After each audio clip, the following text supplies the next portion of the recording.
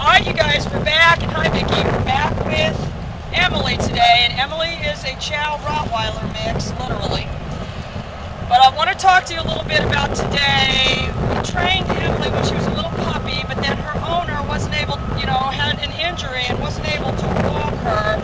So we just got Emily back. It's been over 2 years. She does really good. The problem that she's got, though, is she will pull on the leash. And what I wanted to show you guys, she had been using this collar on her, which really, I know they tell you these collars work, but they don't. If anything, they encourage the dog to pull. So when you're trying to get the dog to do something, you're actually learning. So we're going to make one quick difference here. And you're going to get rid of this collar altogether, Vicki. And what you're going to do is you're going to hook the leash to the electronic collar. And then what you're going to do is you're going to be prepared. I'm not going to say to myself, I hope the dog doesn't pull. It's going to pull. So all you're going to have to do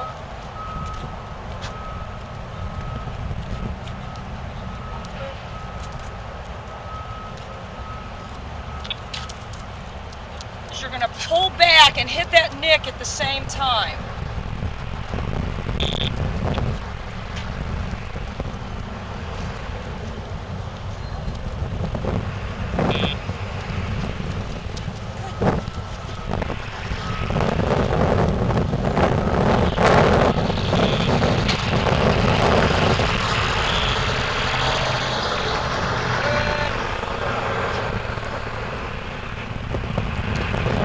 See what a big difference that made. You're not going to have to repeatedly do that with the dog, whereas if you're trying to pull on him, and Vicki with your back injury, I mean, you can't have that. So it took very little. I had my nick set on 40 right there. Emily. The other very, very important thing, you guys, is we have to have a 6-foot leash. She was trying to use a 4-foot leash on the dog. I mean, in a way, you're thinking, well, that's going to restrain the dog. But you really want to give them slack on the leash. And so remember, we're going back to our original lesson.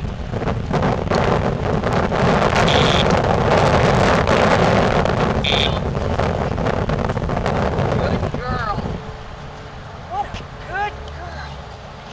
Heel.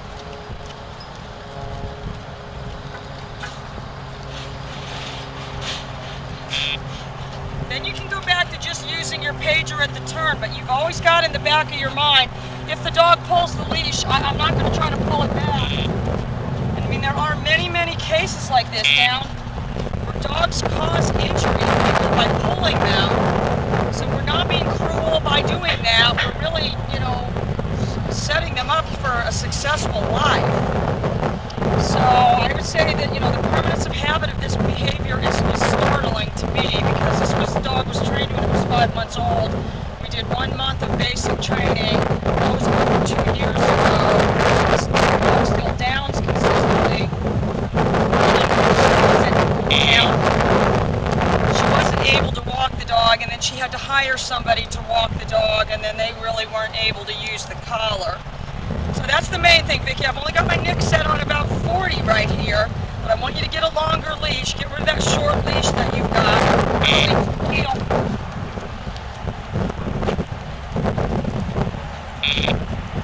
And then do your pager.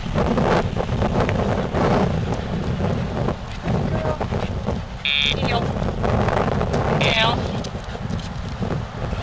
Heel. Down.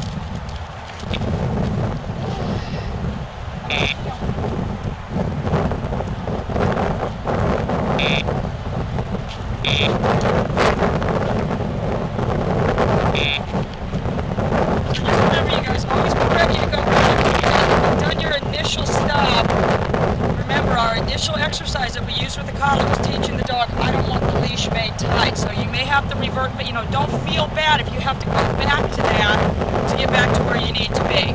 Anyway, Vicki, I want you to stay in touch with Emily. We got her all tuned up for you.